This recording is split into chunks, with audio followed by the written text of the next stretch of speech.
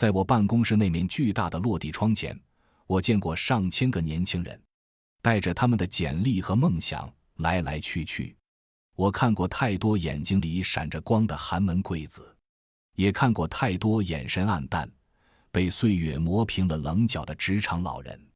但有一个叫小王的年轻人让我印象极深，也最为惋惜。他来面试一个初级管理岗，笔试成绩第一，思路清晰，言谈举止很有潜力。但当我翻开他那薄薄的履历时，却皱起了眉头。5年工作经验，换了4个地方，第1份在老家县城的一个小工厂当质检员，第2份给一个本地超市做理货员，第3份是某个快递站点的区域承包。我问他，你很聪明，为什么过去5年一直在做这些几乎没有成长性的工作？他沉默了很久，眼圈有点红，最后苦笑着说，张总，我也不想，可我爸妈说家里条件不好，经不起折腾，找个安稳的每月能拿到钱的活比什么都强，他们觉得有班上不失业就是最大的体面。我轻轻地把他的履历合上，对他说，你很优秀，但这个岗位我不能给你，不是因为你能力不行，而是因为你的履历没有一件事能证明你有应对复杂挑战和持续学习的能力。你父母用他们的方式爱你，却亲手为你打造了一个稳定的牢笼。送走他落寞的背影，我心里堵得慌。这些年，我见过太多像小王一样的年轻人，他们不笨不懒，甚至比别人更渴望成功，但他们的人生轨迹却往往在踏入社会的第1步就被父母的爱锁死在了一条越走越窄的穷忙轨道上。越是底层的家庭，越容易在孩子的职业选择上犯2个致命的错误。这2个错误就像2剂温柔的毒药，看似是爱，实则是亲手斩断了孩子未来的所有可能。第1剂毒药，追求确定性，喂养稳定的废人。很多年前，我还在工厂做 HR 时，有个叫李秀的女孩是我亲手招进来的。她是那批新人里学历最高、反应最快的。我本想把她作为储备干部培养，可她妈妈3天2头往我办公室跑，核心诉求只有一个，张经理，求求你别给俺家秀儿安排太复杂的活，也别老让她加班学习。她一个女孩子，我们不求她大富大贵，只求她安安稳稳，每月按时拿工资，以后嫁个好人家就行。我拗不过她，只好把李秀从生产管理岗调到了最清闲的仓库文员岗。每天的工作就是登记进出货，月底盘点。工作确实稳定，风吹不着，雨淋不着。10年过去了，当年和他一起进厂的伙伴，有的成了独当一面的车间主任，有的跳槽去了外企，薪水翻了几番，在市里买了房。而李秀呢，他还在那个仓库里做着和10年前一模一样的工作，工资只涨了几百块。他不止一次在食堂吃饭时跟我抱怨，说自己像一颗生锈的螺丝钉，看得到天花板，却永远走不出这间仓库。他说，我现在最后悔的就是听了我妈的话。他以为的稳定，其实是温水煮青蛙。当初那些看起来不稳定的、需要拼命学的岗位，才是最大的稳定，因为你学到的本事是谁也抢不走的。这就是底层家庭的第1个认知陷阱，将岗位的稳定等同于人生的稳定。他们看不到，在这个时代，唯一不变的就是变化本身。一个岗位，一家公司，随时可能因为技术迭代、市场转移而消失。你以为的铁饭碗，可能一夜之间就变成了泥饭碗。真正的稳定，从来不是你在一个地方待多久，而是你离开这个地方能以多快的速度找到一个更好的去处。这份底气不来自于你的工龄，而来自于你解决问题的能力，你不断学习的技能和你积累下来的人脉资源。那些被父母推向稳定岗位的孩子，他们失去的不仅仅是更高的收入，他们失去的是学习的环境。在一个重复劳动的环境里，人的思维会变得僵化、迟钝。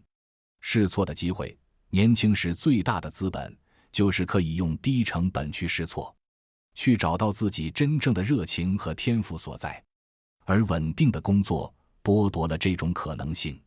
优质的人脉，你周围是什么样的人，决定了你能看到多远的世界。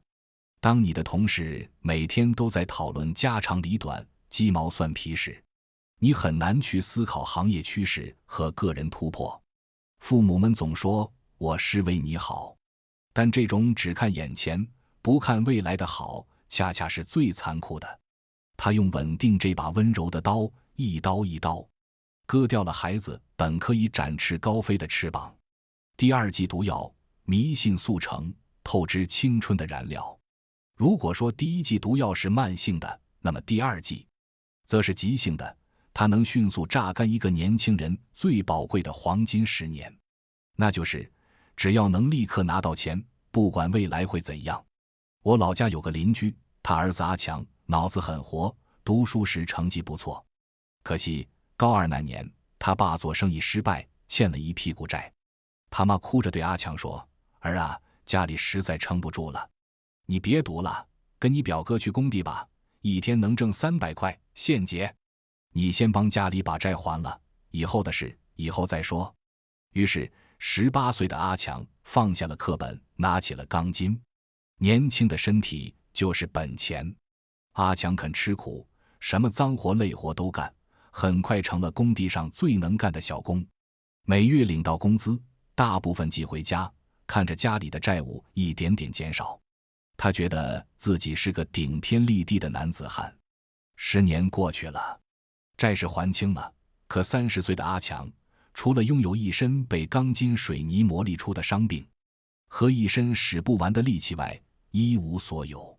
去年过年，他和我一起吃饭，几杯酒下肚，这个1.8米的汉子哭得像个孩子。他说，张哥，我废了，工地上现在都用年轻人，我已经感觉力不从心了。我想去学个开挖机，可学费要1万多，我舍不得。可这种人情饭往往是天下最贵的饭，他吃掉的是一个人独立面对市场竞争的能力。在人情构成的保护伞下，你永远学不会真正的生存法则。你的价值不是由你的能力决定，而是由你和权力核心的关系远近决定。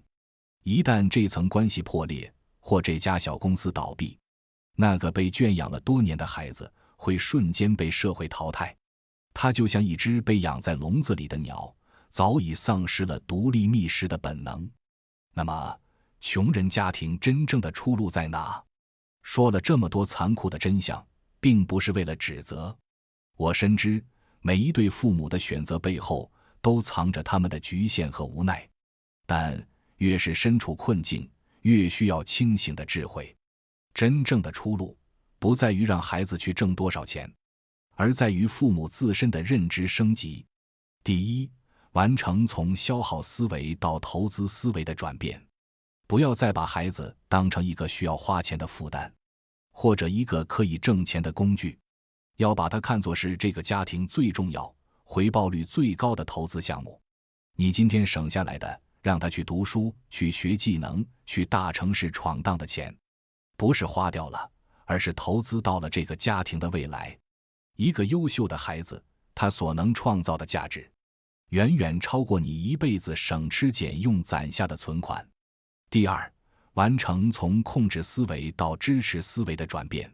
你的责任不是为他规划一条你认为安全的路，而是成为他的后盾，支持他去探索属于他自己的路。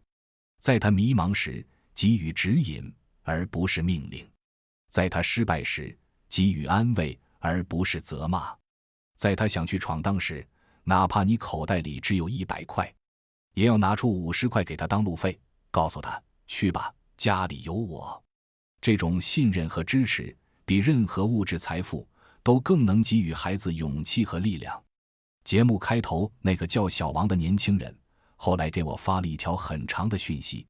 他说他回去后跟父母进行了一次长谈，他决定辞掉工作，用自己所有的积蓄去报一个程序设计的培训班。他说：张总，谢谢您点醒了我，我不想再过那种一眼能望到头的人生了，哪怕会失败，我也想为自己的人生真正的拼一次。那一刻我知道这个年轻人得救了。如果命运是世界上最烂的编剧，你就要争取做你自己人生最好的演员。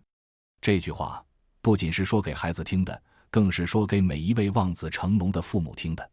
你给孩子最好的爱，不是为他遮风挡雨，而是教会他在风雨中奔跑，不是给他留下金山银山，而是给他一颗敢于仰望星空，也勇于脚踏实地的心。记住，把你的视野和格局传承给孩子，你穷尽30年也赚不到的财富，他3年就能带你看到。